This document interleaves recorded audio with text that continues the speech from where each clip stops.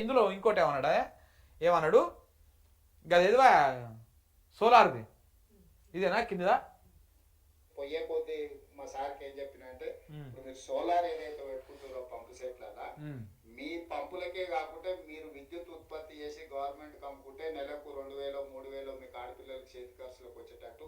ఎంత అబద్ధం తెలుసా ఇది, పచ్చి అబద్ధం ఇది, మామూలుగా ఉండదు. ఇంకా చూడండి చెప్తాను నేను ప్యానల్స్ వేయించమని కూడా చెప్పినా నేను. ఎందుకనంటే పొలంలో పెట్టుకొని దాన్ని కాపాడుకుంటే దాన్ని ఏం చేయాల్సిన పని లేదు. నెలకు 4-5 వేల వరకు మనం ఆదాయం పెరిగేటట్టు ప్రతిసారే మళ్ళీ విద్యుత్ కొనుక్కొని మీకు పైసలు ఇస్తాడు. పెట్టుకున్న సోలార్ మీరు కాపాడుకోవాలి అంతే. మన సంఘాలలో సభ్యురాలువేనా సంఘాలలో ఉన్న వాళ్ళందరికీ కూడా కలెక్టర్ గారు వీరిని ఎంత మంచిగా చెప్తున్నాడు చూసిరా, ఎంత మంచిగా నమ్మబలుపుతున్నాడు చూసిరా. తెలంగాణలో వీళ్ళకు ఈ పంప్ సెట్లు ఇచ్చారు,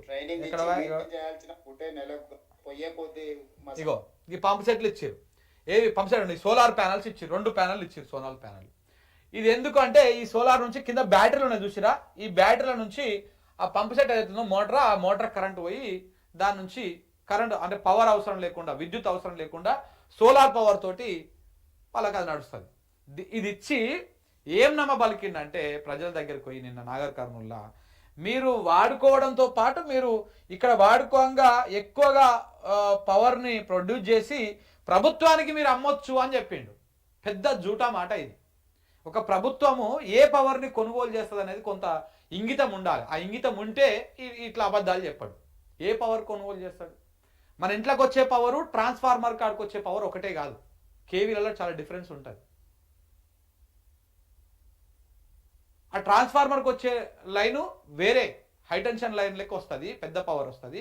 అక్కడ నుంచి ట్రాన్స్ఫార్మర్ నుంచి ఇళ్ళకి వచ్చే పవర్ వేరే. మరి దాంట్లో కూడా 3 ఫేజులు 2 ఫేజులు సింగిల్ ఫేజులు ఇట్లా రకరకాలు ఉంటాయి. అసలు ఏ నాలెడ్జ్తోని మీరు ముఖ్యమంత్రి అయ్యారు, ఏ నాలెడ్జ్తోని ఆ ప్రజలను ఇట్లా అమాయకులను చేసి ఈ రకంగా ఎట్లా ఇస్తారంటే 3000 4000 ఏ రకంగా ఇస్తారు? మేము కూడా పెట్టుకుంటాం. ఇస్తావా మరి? 3000 4000 ఇవ్వాలి. ఎందుకు ఇట్లా తయారైనారు?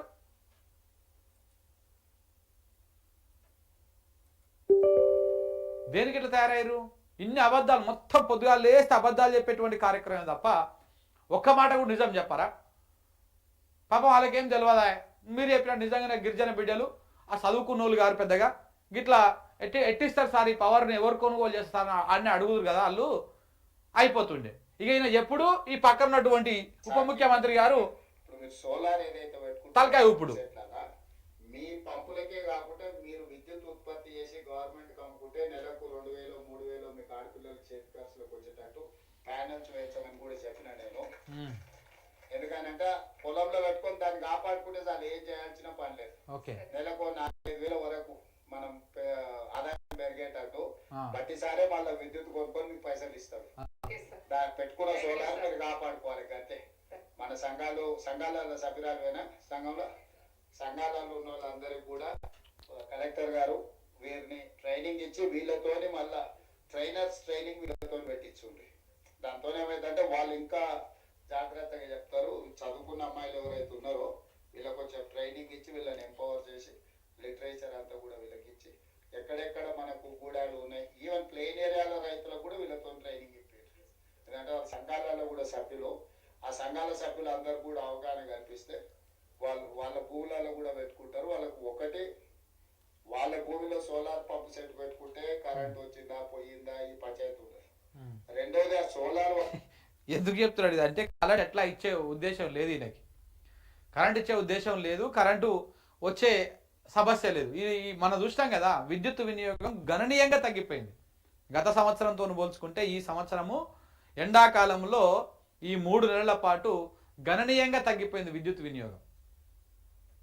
అందుకనే కరెంట్ వస్తుందా పోతుందా ఈ అంత అవసరం లేదు, సోలార్ పంప్ సెట్లు పెట్టుకోండి అని చెప్పేసి చెప్తా ఉన్నాడు.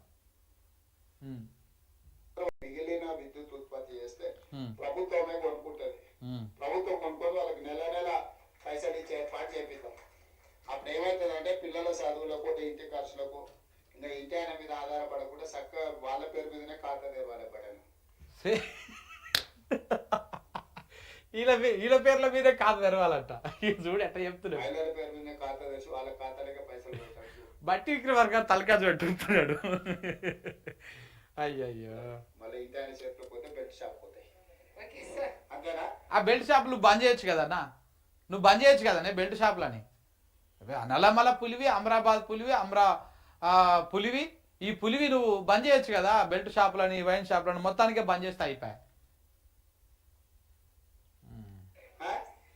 అంతేకాదు, మీకే ఖాతా తెరిపించి మీ ఖాతాలని వేసేటట్టు సోలార్ పంప్ సెట్ పెట్టుకొని వ్యవసాయానికి బాగా మన అచ్చంపేట నియోజకవర్గంలో నా సొంతూరు ఇన్నే తెలుసు కదా.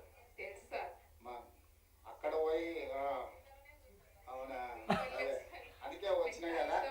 అందుకే మన అచ్చంపేట డాక్టర్ గారు మొత్తం కాన్స్టిట్యున్సీలో మొత్తం వ్యవసాయ పంప్ సెట్లు అన్ని కరెంటు తీసేసి సోలార్ పంప్ సెట్ పెట్టడానికి అన్ని ఒక్క రూపాయి కూడా మీరు పెట్టాల్సిన లేదు. 100% ఉచితంగా పట్టిసారి చెప్పి మీకు అన్ని పంప్ సెట్లు ఇప్పిస్తాం. ఇన్ని నీ నియోజకవర్గంలో పంప్ సెట్లు ఉన్నాయో లెక్కది అందరికి 5 HP 7.5 HP ఈ 2 పంప్ సెట్లు ఎట్లా ఇవ్వాలో ఇచ్చి వాళ్ళకు విద్యుత్ వాడుకోవడం కాకుండా ఆదాయం వచ్చేటట్టు చేపిస్తాం. మరి నిజంగానే 10 HP అన్నాడు అప్పుడు. ఇప్పుడు 5 HP 7.5 HP గురించి మాట్లాడుతున్నాం. మరి 10 HP ఇప్పించచ్చు కదా. 10 HPకి ఈ ప్యానల్ సరిపోవు, దానికి పవర్ పెద్దది కావాలి. ప్యానల్స్ కాపాడుకుంటే వాళ్ళు నెలకు 4-5 వేలు 3 వేల నుంచి 5 వేల వరకు ఆదాయం వచ్చేటట్టు చేసినాం అనుకో, పరోక్షంగా వాళ్ళకి ఆదాయం కూడా ఉంటది. ఆడపిల్లలు 1 గంట సేపు అట్లా చూసుకొచ్చుకుంటే పిల్లలు స్కూల్ పోయేటోడు కూడా 1 గంట వచ్చి ఇట్లా చూసుకొని పోయినా కూడా లెక్క తేలుతుంది. కాబట్టి మొత్తం లెక్క తీసుకొని దగ్గర ఎంతమంది కలెక్టర్ గారు అచ్చంపేట మొత్తానికి పిఓలు ఎవరున్నారు శరత్ ఈ తెలివితోటి నువ్వు సీఎం అయినావు చూడు. తెలంగాణ ప్రజలు 100 జన్మలు ఎత్తినా కానీ చేసుకోలేనంత ఒకటి అదృష్టము ఇప్పుడు వచ్చిందనమాట. ఈ తెలివితోటి నువ్వు సీఎం అయినావు. ఆ ప్యానల్ నుంచి ఎట్లా ప్రభుత్వం కొనుగోలు చేస్తుందో ముందు చెప్పాలి మీరు. ఆ ప్యానల్ నుంచి ఏ రకంగా కొనుగోలు చేస్తుంది, ప్యానల్ నుంచి వచ్చేటువంటి పవర్ ఏంది, ఆ పవర్ కొనుగోలు చేసి ఎట్లా ప్రభుత్వం వాళ్ళకి డబ్బులు ఇస్తుందో చెప్పాలి. చెప్తాడా? ఎన్ని ఉన్నాయో ఎలక్ట్రిసిటీ డిపార్ట్మెంట్ వాళ్ళని పిలుచుకొని కూర్చొని కలెక్టర్ గారు మీరు ఇతర అధికారులు కూర్చొని మొత్తం అచ్చంపేట నియోజకవర్గాన్ని దేశానికి ఒక మోడల్ నియోజకవర్గంగా తీర్చిదిద్దారు. అన్ని పంపు సెట్లు కరెంటు పంపు సెట్లు కొడంగల్ అలా తీర్చిదిద్దిండు. కొడంగల్ని దేశంలోనే కాదు ప్రపంచంలోనే ఒక మోడల్ నియోజకవర్గంగా దిద్దిండు. ఏమైంది ఏమో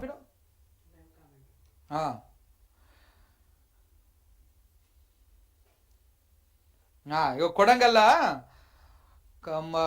ఏంది కస్తూరిపల్లి గ్రామంలో ఇందిరమ్మ ఇండ్ల దోపిడీ జరుగుతున్నదంట. ఇగో అక్కడ అక్కడ అక్కడ దిద్దు నువ్వు మోడల్ నియోజకవర్గంగా. ఏడ దిద్దుతావు? నీ సొంత నియోజకవర్గం. ఇప్పుడు అలాంటి తిరుపతి రెడ్డికి అప్పచెప్పినావు కదా మీ అన్నకు. ఏ మండలం? కొడంగల్లు మండల కస్తూరిపల్లి గ్రామంలో ఈ ఇందిరమ్మ ఇల్లు పంచాయతీ నడుస్తుందంట. కొడంగల్ మండలం కస్తూరిపల్లి గ్రామంలో. ఆ కస్తూరిపల్లి గ్రామంలో ఉన్నదాన్ని జస్ట్ సక్కయ్యి ఫస్ట్ కొడంగల్ని అద్భుతంగా తీర్చిదిద్ది ప్రపంచంలోనే మోడల్ నియోజకవర్గంగా మార్చిండు. ఇప్పుడు అచ్చంపేటను మారుస్తాడు. ఇవన్నీ ప్రజలు మనం విని నమ్మి ఇక అబ్బా అద్భుతమైనటువంటి లీడరు, ఇట్లా ప్రజల దగ్గరకు పోయిండు, ఇట్లా మంచిగా ముచ్చట్లు చెప్పి మాట్లాడిండు అని చెప్పేసి మనం అనుకోవాలి. ఇంకా చెప్పు. మొత్తం నియోజకవర్గం నాట్ ఓన్లీ ఎస్టీస్. ఇది నా సొంత ఊరు, నా సొంత ప్రాంతం. ఈ నియోజకవర్గంలో ఏ ఒక్క రైతు కూడా ఇంకా కరెంట్ వచ్చింది, కరెంట్ పోయింది, కరెంటు తీగలు బాగున్నాయా బాగలేవా, ట్రాన్స్ఫార్మర్ కాలిపోతే అచ్చంపేట కేసుకప్ప, కలకుర్తి కేసుకప్ప, ట్రాక్టర్ తీసుకెళ్ళి పంచాయతీ తెలుసు అయిపోయాలి. వాళ్ళకి ఏముందో భూమి లేకుంటే 2 ఇంటి ఒకవేళ నీళ్లు సరిపోకపోతే సోలార్ మోటార్ వాళ్ళ వ్యవసాయంతో పాటు వాళ్ళు అదనంగా సోలార్ వాళ్ళు వాడుకోగా మిగిలిన విద్యుత్ ఉంటుంది కదా, దాన్ని ప్రభుత్వానికి ఇచ్చేటట్టు, ప్రభుత్వం దానికి వాళ్ళకి పైసలు ఇచ్చేటట్టు ఆదాయం గ్రేట్ కనెక్ట్ చేసేటట్టు అన్న. అదే సో ఎలక్ట్రిసిటీ వాళ్ళను ఎవరు మన ఎస్పీటీ ముషరాఫ్ ఇక్కడ అదే మీరు గవర్నమెంట్ గ్రేట్ కనెక్ట్ చేస్తే దానికి ఏందని చేయొచ్చు. ఇప్పుడు కలెక్టర్ గారితో కూర్చొని మిగతా అధికారులతో కూర్చొని అచ్చంపేట నియోజక అదే మీరు గ్రేట్ కనెక్ట్ చేసేటట్టు అన్న. అదే సో ఎలక్ట్రిసిటీ వాళ్ళను ఎవరు మన ఎస్పీటీ ముషరాఫ్ ఇక్కడ ఆడ ఉన్నదో ఆఫీసర్ అని కూడా కనీసం వెనకాల ముంగల గారు ఇట్లాంటిది ఏముండదు. గతంలో కేసీఆర్ ఇట్లాంటి ఏదైనా మీటింగ్లు పెట్టినప్పుడు ఎవరైనా కలెక్టర్ని పిలిస్తే కలెక్టర్ మహిళ అయినా లేకపోతే జెంట్ అయినా ఎవరైనా కానీ కలెక్టర్ గారు ఇటు రండి, వాళ్ళ పేరు పెట్టి పలానా ముషరఫ్ గారు ఇటు రండి అని పిలిచేవారు. అంటే అట్లా గౌరవం ఇచ్చేది.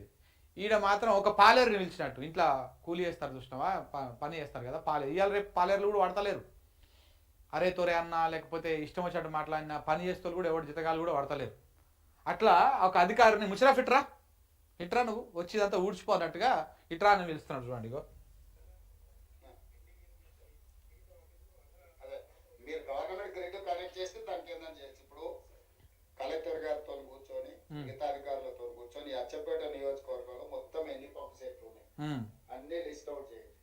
అన్నిటికీ ప్రత్యామ్నాయంగా కరెంట్ పంప్ సెట్ తీసేసి సోలార్ కరెంట్ తోని పంప్ సెట్లు పెట్టాలి. ఫస్ట్ కరెంట్ పంప్ సెట్ తీరి. రెండోది ఆ ప్యానెల్స్ ఎట్లా ఉండాలంటే వాళ్ళ వ్యవసాయానికి సరిపోను 3,000 నుంచి 5,000 ఆదాయం ప్రతి నెల వాళ్ళకి వచ్చేటట్టు ప్యానెల్స్ డిజైన్ చేయాలి. మొత్తం subsidy, cross subsidy, matching grant అంతా బట్టిసారి మీరే చూసుకోవాలి. ₹1 నియోజకవర్గంలో మీకు ఇయ్యరు. కాదు, ఏదైనా సరే ఏదైనా పథకం ప్రారంభించిర్రు అంటే ముందు ఏం చేస్తారు, దాన్ని ప్లాన్ చేస్తారు.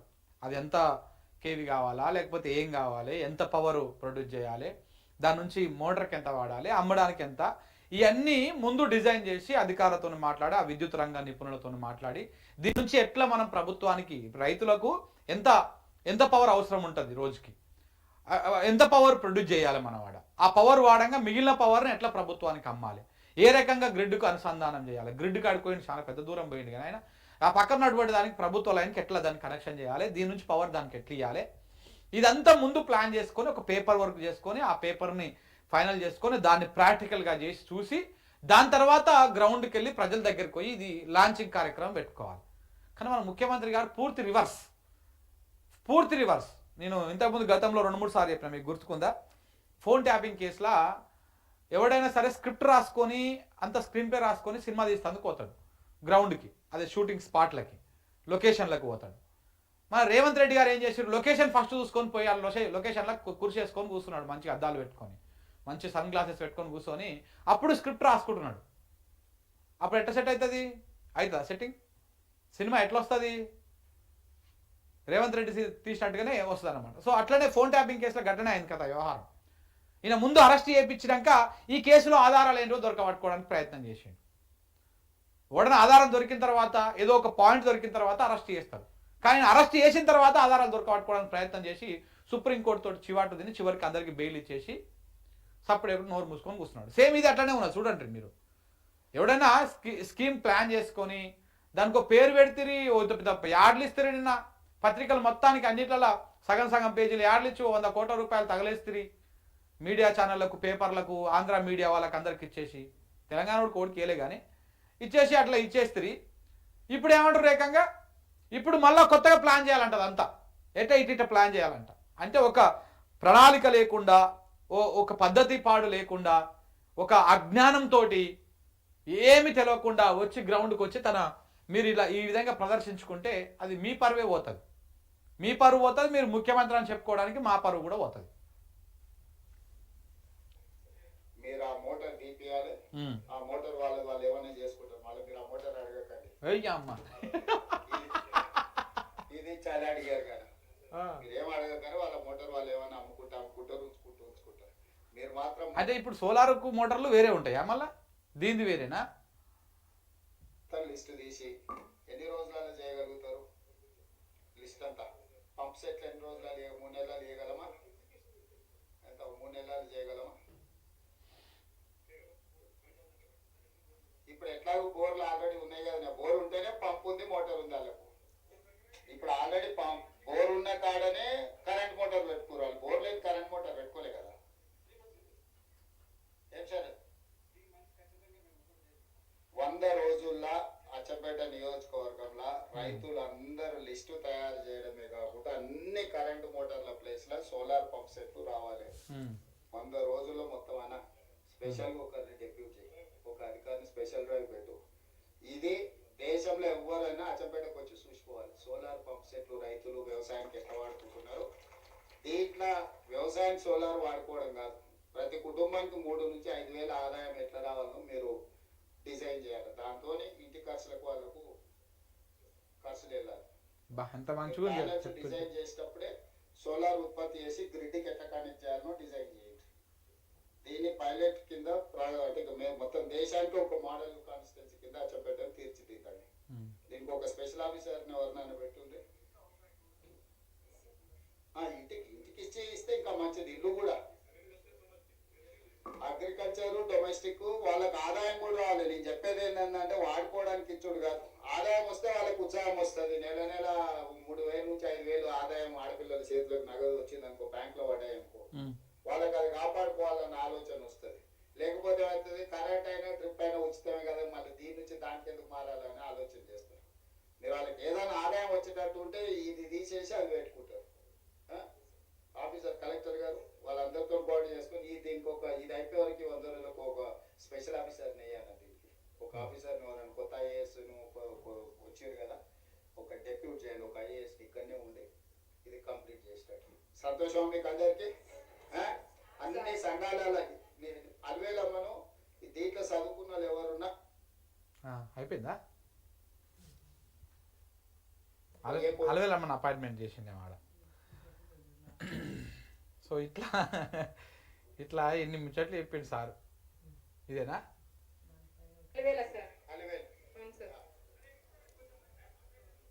అలవేలమ్మను దీంట్లో చదువుకున్న వాళ్ళు ఎవరున్నా వీళ్ళను ట్రైనర్స్ కోసం ట్రైనింగ్ చేయడానికి వాడు ఎక్కడెక్కడ పోయి సంఘాలను గ్రూపులు పెట్టి సార్ ఏం చెప్పిండు, కింద ఏం చెప్పాలి, వీళ్ళకి మంచిగా ట్రైనింగ్ ఇచ్చి ఈ ట్రైనర్స్ కొంతమంది చేసి వీళ్ళను మొత్తం ఆ చెప్పేట వివిధ ప్రాంతాలలో పోయి మీటింగులు పెట్టి, సంఘాల మీటింగులు పెట్టి అన్ని మండలాలలో అన్ని సంఘాలలో గ్రూపులు అందరి దగ్గర పోయి వీళ్ళు మంచిగా ఎక్స్ప్లెయిన్ చేసేటట్టు లిటరేచర్ గూడాలలో పాంప్లెంట్ ఇచ్చి ఎక్స్ప్లెయిన్ చేసి అందరిని మోటివేట్ చేసి తీసుకురావడానికి.